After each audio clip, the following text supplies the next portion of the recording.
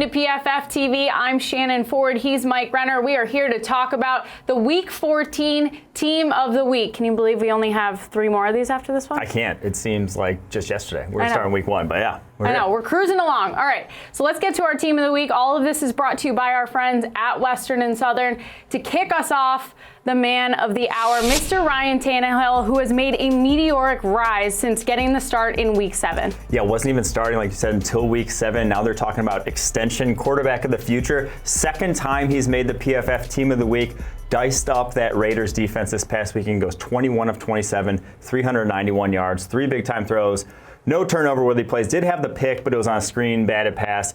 Not really going to ding him as hard for that. So, I mean, he looks the real deal. Like he looks like a completely different player from what we saw from him in Miami. Absolutely. The Titans offense has Derrick Henry that can run the ball, but Ryan Tannehill has absolutely taken that offense to another level. And as you mentioned, he's a free agent after this season, and the Titans are inquiring about potentially keeping him, as they should. At the running back position, let's talk about Aaron Jones of the Green Bay Packers, who picked up the slack after Aaron Rodgers laid an egg this week against the Redskins. Yeah, Rodgers, not his best game by any means. Was sitting back in the pocket, couldn't seemingly find anyone to save his life except for Aaron Jones. Aaron Jones racks up 6 catches for 58 yards through the air, and then also 16 carries, 134 yards, including 87 after contact on the ground. An all-around performance. And then he had one of my favorite plays of the weekend, which splits out wide for a running back, catches a crucial 3rd down there in the second half on a go route. You don't see a lot of running backs in the NFL that can do that. Aaron Jones is one of them. Aaron Jones, a great week this week, but also a great season so far as a Packer, and he's showing up when it matters, helping out Aaron Rodgers. Gotta love that. Let's move to the trenches and look at right tackle Caleb McGarry. Both of our tackles are actually from the Atlanta Falcons this week, and McGarry's an interesting one because he hasn't been particularly good this season until Week 14. Yeah, this one's very encouraging for Falcons fans, not only having both offensive tackles, but having your rookie, your first-round pick,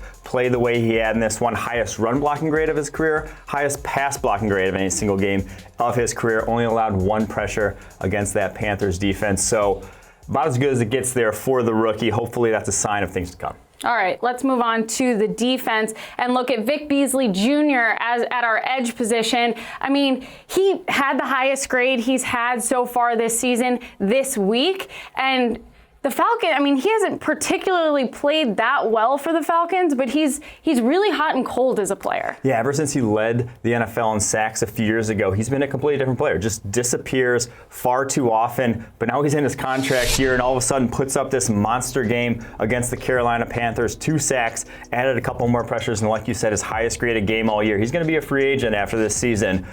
I don't know what to do with him. One of the most head-scratching free agents. He could, all of a sudden get back to that form we saw from him, or he could be the guy who's just not gotten pressure on a consistent basis this season. Exactly. His cap hit this year is $12.8 million, and he's really not earning that this season. So hopefully Week 14, hopefully Week 14 sets the precedent for the final 3 weeks of the season.